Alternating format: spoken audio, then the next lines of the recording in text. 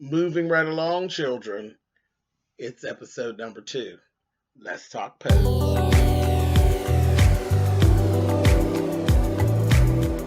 And I'm like, come on through, Cookie. Come on up on my soapbox. That's basically it. Let's talk about drag and all its forms.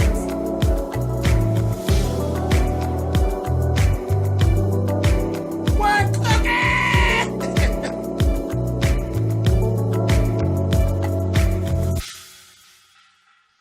Hey guys, thanks so much for clicking on the video. This is my review for Pose. This is season 1, episode 2.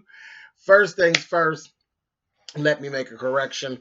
Where last week I talked about the 2 house mothers. We know we got Blanca, and then we have Electra. And I don't know why I want, even still when they said her name a couple times in this episode, it sounded like Alexis to me, but it's not Alexis. Her name is Electra, which that Dominique is actually playing Electra. But anyway, at any rate. So, I had to clear that up. First things first, when we open up, we are doing Femme Queen Runway, and it's Blanca versus Electra. She actually goes there for, it was Femme Queen Runway, and then it was Parisian. It was a Parisian runway. And Electra was turning it. She was turning it in this blue organza situation. It was very Parisian. It was very overseas runway. Whole thing going on. A lot of ruffles and frills. Yeah, I like it. But she was turning it. And then, baby, Miss Blanca came marching out, baby, and gave you all of this, and she gave feathers and very Parisian runway, very Ungaro. I said, girl, look at her, honey. I said, come on, Miss Goddamn Blanca. She came down there and did it to her and gave, girl, you lose, honey. I win. Honey, she turned around there and that Electra was giving what? Honey, how did this happen? They were giving, girl, you tired. And we tired of you, bitch. You don't win. Now get your ass on. So Blanca got her. That started, that just fueled the rivalry. I said, oh, Lord. So that was that. That was going on. She was so mad. She gonna say, you probably said you was just lucky when you won that from me, and you probably had Pray Tell help you with that terrible gown, and he probably fixed those scores too. I'm like, girl, if you don't go sit down, bitch, you lost. You lost, bitch. Period. She's, child, Miss Electra's too many things. But whatever. So, while they were wrapping up everything for the ball, we meet Ricky. Cute little brown skinned boy who done got Damon's eye, honey. And I said, oh my God. And he's like bragging at the fact that, because Damon told me he liked his top that he had on. He's bragging at the fact that he mopped it from Macy's. And told him, yeah, I could take it, wrap it up, and put it down in my pants. I could hide anything down in my pants, honey. And then showed him to me, honey. I said, hot mess. I said, got her, honey. So he ended up asking Damon to go with him out on a little date. And he's like, okay, cool, no problem. Blanca told him, have your ass in the house by 3 o'clock. 3 o'clock, bitch. Damon didn't listen, of course. He's down there with Ricky, and Ricky tried to get him, honey. Tried to have sex with him down there on the damn pier. And Damon's like, it stinks. It stinks in here, and I don't want to do it. I don't know. I don't even know what I'm doing. No, girl, I don't want to do that. I was like, good girl. So he ends up going on home 2 hours late. 2 hours late, baby. And the damn birds was chirping when he came in. Blanca was sitting right up there waiting on him, honey, and she gave him, what did he do, honey? What did he do to you that had you disobeying me, bitch? And he, was like, nothing. I kissed him, but that was it. And then they talked about the birds and the bees. And she had asked him, did your father ever give you to talk? And he's like, he told me something, but it wasn't what I was looking for. So she put him up on game. So I was like, okay, good. He needed that because he's a clueless child. I don't know what the hell he's doing. Absolutely clueless. And that little Ricky was kind of fast moving. Later on, we actually did see where Poppy actually told me, he's like, Ricky got a hold to you, huh? Because Ricky moves fast. He moves right on to the next person, this, that, and the other. So I said, okay, we got to watch him. Ricky actually lives on the streets as well. Because there was a conversation at one point where Damon told him, why don't you join a house? He said, I can't join no house because he ain't talented. He ain't got nothing to offer. So no house won his ass. He just cute. See, we hadn't gotten around to the categories. See, there's categories now in houses for like sex siren and stuff like that. Being a cute boy, there's actually categories just for that. Schoolboy realness, stuff like. Well, they had schoolboy realness back then, but I don't know how. It wasn't that prevalent like that to where anybody was really, really worried about that too much. Schoolboy realness was just somebody who looked young. And that was basically it. And Ricky didn't so much look young. Ricky's just cute brown skin. But yeah, schoolboy realness was always somebody who looked very, very young. They looked like they was 15 or 16 years old. Anyway, so that's that. That being said, he mops, he walks, and he sleeps on the street. Okay, so they end up making a date for the following Saturday. Damon ends up getting an invitation from his teacher at school to go to ballet, which he ends up having to make a choice. And he made the right choice. He stood Ricky up and he went on to damn ballet like he was supposed to. Because Ricky had no way, he had no phone or anything like that, so he had no way to get in touch with him. But he really could have just went down there, walked on the pier, and probably would have ran into his horse ass. But anyway, he wouldn't do what he was supposed to do. And of course, Ricky was furious. Furious. And he literally was giving him the blues. The next time he seen Ricky, honey, Ricky was up on this drag queen, baby. He's all up in her neck, trying to swoon her, honey, out of her coins, I'm sure. And then he was just kind of cold to Damon. Damon likes him. He does. He likes him. And he was kind of cold to him. He said, well, let's try it again, this, that, and the other. He blew him off. We see him again, and that's like toward the end of the show. We see him again, and he rolls back up on different drag queen. I'm like, oh, honey, you busy, ain't you, baby? And he's up in her neck, tells her, give me a minute. They go back and forth. He's being real cold to Damon again, trying it. I said, pretty soon, Damon, you're going to tell him to hell with him, but okay. So he ends up telling him, I'm going to take you to the ballet. I want to take you to the ballet. Let me make it up to you and let me take you to the ballet. Now I'm confused at this point. Damon, where in the hell did you get money for ballet tickets? So that part didn't ring good with me. But where I'm thinking that Ryan Murphy just may not have said, we found out in here Poppy is actually selling drugs. Poppy's selling drugs, but Blanca doesn't know it. They were in the house and there was a little conversation that went on, and Angel was like, you better not be selling no drugs. You know, this, that thing, and the other. And I'm thinking maybe Poppy actually gave Damon the money for the tickets or got the tickets for him, is what I'm thinking. And maybe Ryan just didn't say it, but it definitely jumped in my mind. Like, where the hell would Damon get money for tickets? But whatever. We'll get to that whenever. I'm sure it'll reveal itself at some point. But the last thing we see of those two, they actually had gone on to the ballet. So I was like, trying to give them a little culture. It's not going to work. It's not going to work, but whatever. Okay, so on to this. There's a whole situation here in this whole episode about the bad treatment of the trans girls from our community as a whole.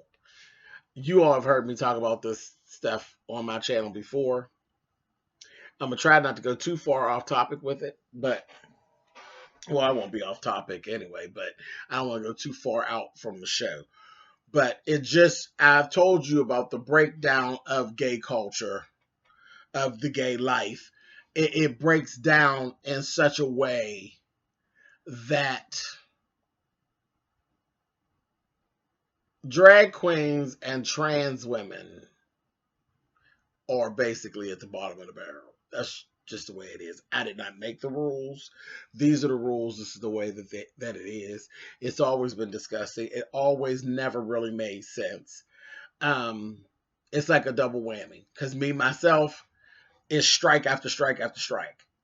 You black, you're feminine, and you're a drag queen on top of it. So pretty far down the line as far as popularity goes in the LGBTQIA.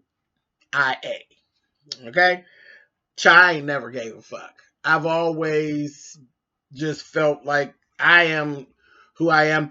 And I haven't experienced bad situation, you know what I mean? Not terrible situations with that, but I've seen it work.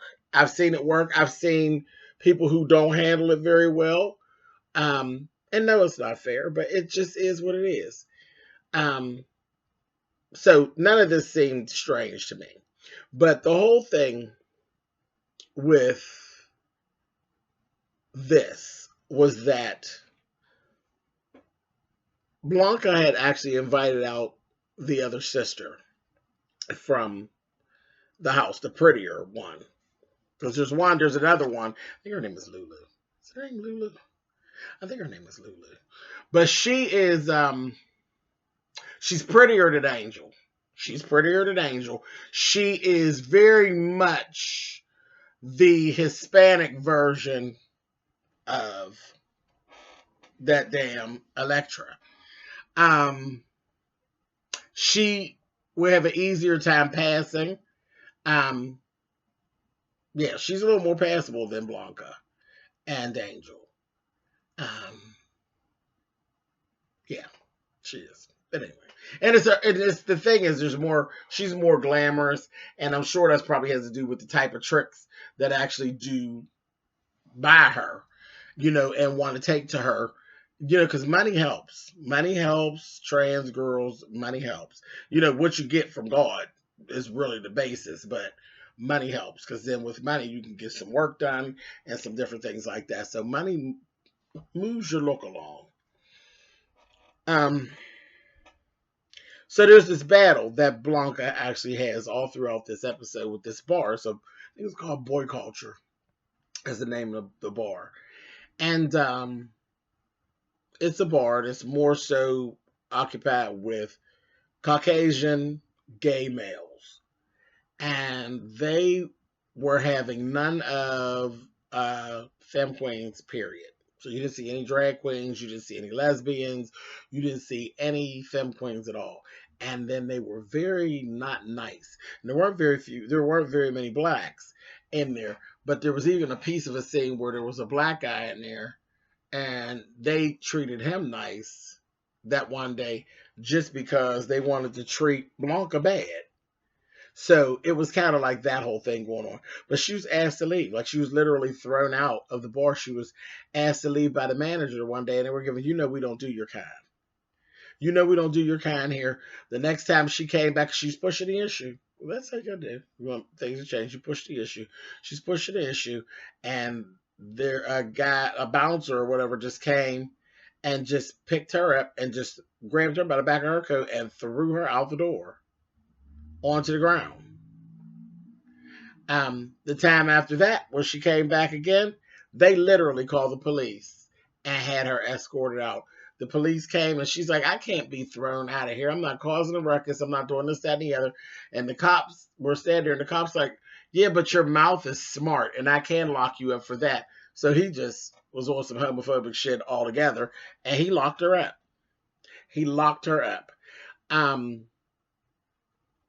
It was horrible. It was horrible. He locked her up, and then she got bailed out. And it was funny because we actually seen her in jail, and there was an inmate in the cell just get ready to start trouble with her just to be starting trouble. All that old bullshit. I was like, what you looking at, bitch? She wasn't even looking at him. I said, you old fuck ass, honey. I said, oh. Anyway, so she got bailed out. And she's like, who the hell bailed me out here? It was Electra bailed her out. And then I said, oh, Electra, you bitch. Told her, I only bailed you out, bitch, because I'm at the ball. She went to another ball, and that was part of the plan. After she beat Electra, she didn't come to the next ball. She and Electra walked the mother category and won, Femme Queen category, and she didn't give her a chance to try to beat her again. So I'm only getting you out because it's all about the ball. And I need you to be at the next ball so I can beat you, honey. Told her, and she said, you need to stop all this. You know they don't fuck with you. You're not passable. You know, she loves to tell her, you know, you're not passable, girl. You can't walk into a place like I just walked in there and got you out, bitch. She said, you're nothing but a naive little girl, honey. You're a regular little transvestite. I said, oh, she's a bitch. She's a bitch. And she said, girl, but you wouldn't be all that you are either, bitch, if it wasn't for your rich sugar daddy and your fabulous clothes and things, bitch. She will say, possibly not. But I am. I said, oh, I'm paraphrasing. But that's what it was given. Just a bitch. Just a bitch. Because again, if they stripped everything away from her, like if she didn't have the resources that she had, that bitch would be looking just like them, honey. But anyway, she's like, you know, giving her a favor. And then she says, I'm going. Honey, my car is out waiting. She says, that car going uptown? She said, yes. But the subway is 2 blocks that way, honey. I said, oh, bitch. Yes, but the subway is 2 blocks that way. I said, girl, I would punch Miss Electra so hard, honey. She is just too much. But all of that, like, was going on. And this is some food for thought. Everything in history, for the most part, that has actually happened with the gay folks, with all of us, and there had to be money raised, or there had to be some situation that we needed some shit to move like this. Stonewall, Fire Island, fucking HIV and AIDS, the whole big scare, and the whole all the AIDS research. Where do you think all that money came from? Where do you think the money came from? The biggest thing raising money for AIDS research, and that was always about a damn benefit. You know how many benefit shows that I have done over the years to raise money for AIDS and HIV awareness and raise money for research to have all these medications and things that are actually available at this point for everyone, not just for the gay people, for everyone. That shit always falls on the drag queens, because when you have a benefit show for HIV and AIDS, who's doing all this performing? It was always the drag queens. Then when they go larger scale, you get celebrities. But in the beginning, baby, there weren't no celebrities signing on for that. They didn't want to even be involved. It was the damn drag queens.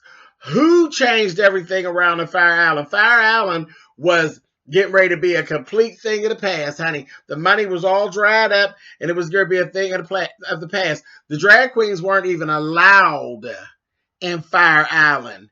And then when there was some money needed, benefit shows that the drag queens were able to raise money, then they were allowed in Fire Island. But before that, they weren't even allowed in. Stonewall, who's out there battling and carrying on and taking all the lumps and the bumps, honey? The drag queens, honey. But remember, we're always the bottom of the barrel. Child, get into that. And that's history. That's a history lesson, guys.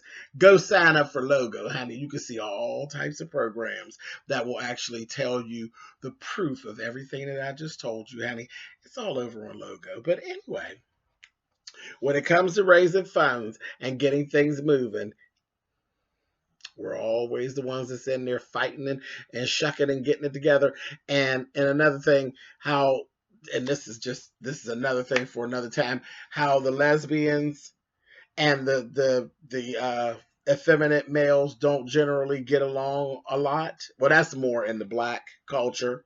In black culture, our lesbians don't generally care for the effeminate males. But I never end up having that problem with them for the most part, because it's the weirdest thing. They like drag queens. The black lesbians generally like the drag performers, but just the regular effeminate boys that like to be voguing and stuff, They be like, oh, child, they need to go somewhere and sit down. But they tend to be a little more respectful to drag queen. It's weird. I've never understood it. Again, I've eased under the radar with that. I don't have problems. I get along really well with my lesbian sisters because I'm a drag queen, so I don't have those problems. But I did, before I started doing drag, I literally, I think it was the one time actually that I was out that my feelings were actually hurt. We went to an after hours club. Here I go. I'm going off soapboxing. I went to an after hours club and we went there. We supported it. We always supported the after hours. The after hours, there were more boys there than girls, but our girls are the ones. They were the organizers. The girls in Pittsburgh, the African American lesbians are the reason that we actually have anything that is like Black Gay Pride. That was all orchestrated by our lesbians. Them boys ain't put together shit. It was our lesbians, and they put the shit together, but a lot of times they didn't really even want us there, but they needed our money. It's the weirdest thing, but weird. It's weird. Half of the lesbians didn't even want you there. They didn't want you. They say, "Child, why are they here?" And then like after our clubs, that's what I was getting at. Anyway, I went to an after hour. And there was a girl, one of the girls spoke it out, like, why are they here? I thought this was a girl club. They need to get the fuck on out of here. And you're looking around, and there's like 3 boys for every girl. Bitch, if we weren't here, this bitch wouldn't be open. If we weren't here paying this $10 or $20 for all you could drink in this after hours shit that ain't even supposed to be going on, shit wouldn't even be here. It's the strangest thing. And then, that hurt my feelings. I was like, oh, I've never, I just come out to, well, come out because I was never in, but I just started hanging out. And I've always been, to the point where like, I don't want to be nowhere where I ain't wanted. Fuck them. So that was really my thing. And then it was like, well, no, child, this is just kind of the way it is, And it was like crazy. And then I started doing drag, and then I never had that problem anymore.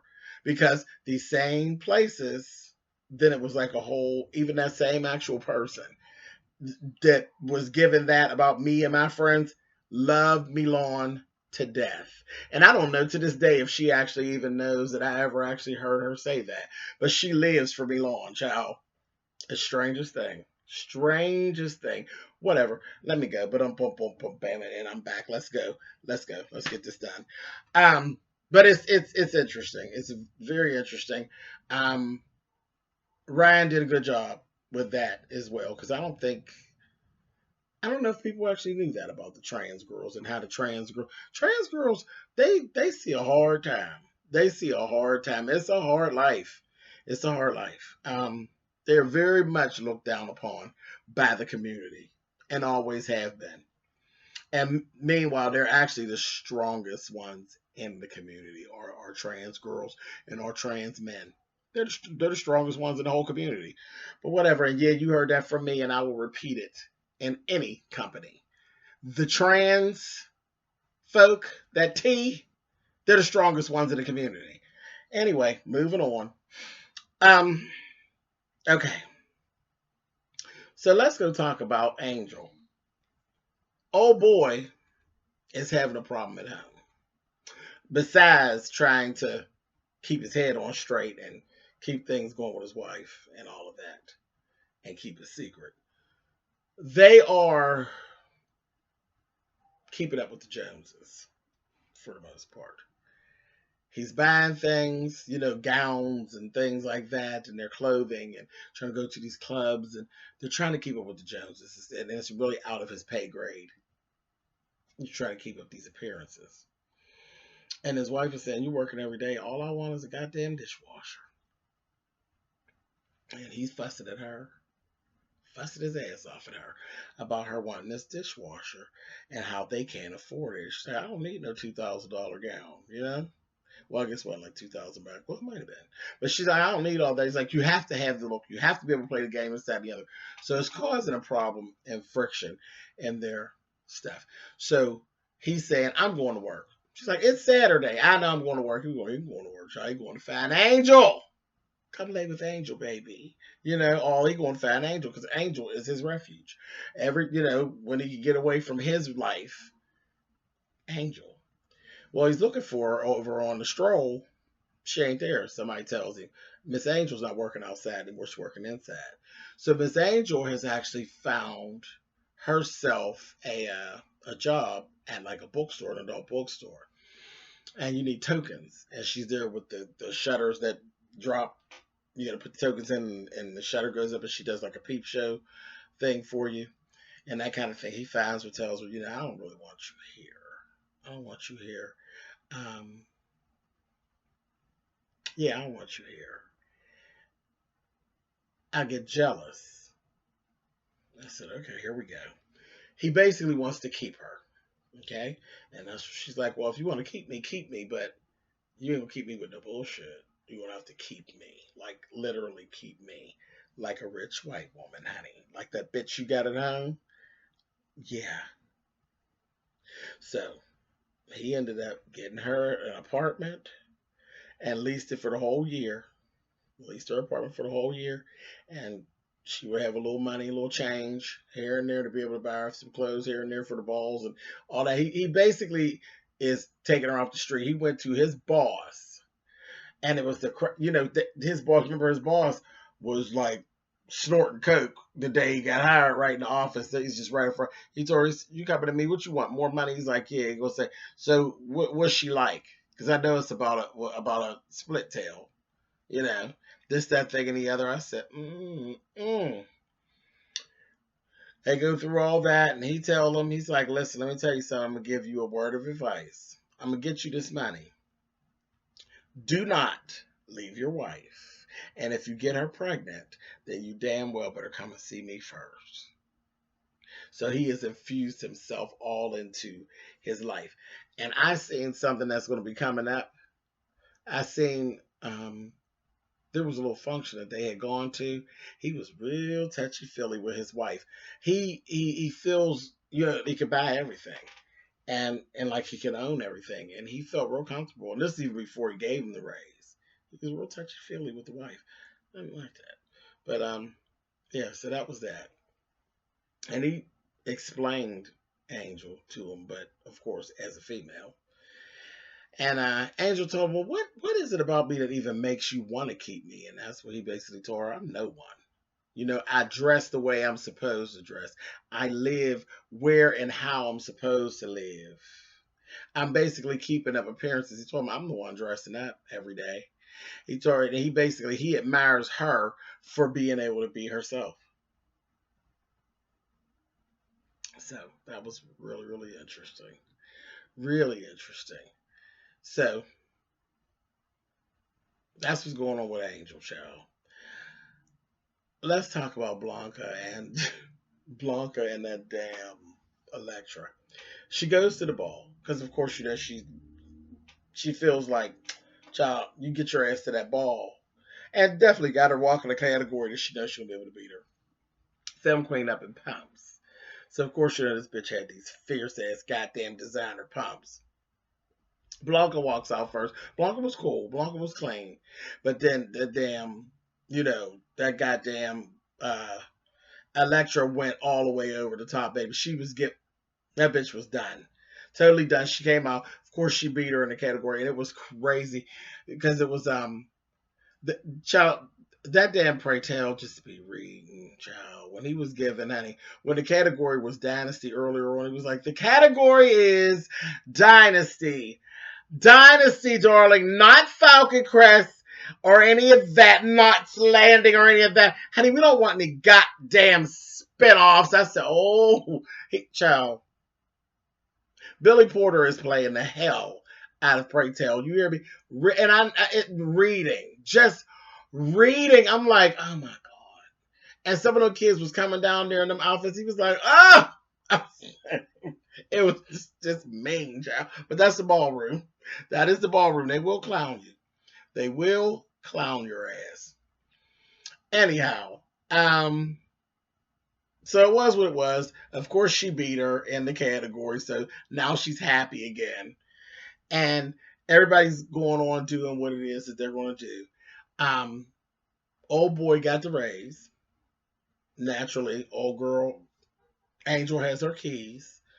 Um, Lulu did not agree to join the house of Evangelista, and she's like, who said I may want to make my own house or whatever? So I'm like, child, the hell with her.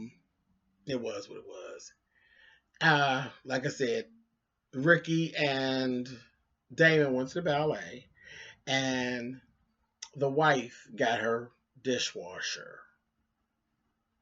Wife got her dishwasher. And last thing we saw, Blanca still trying to figure out how she's going to go about fighting with this bar.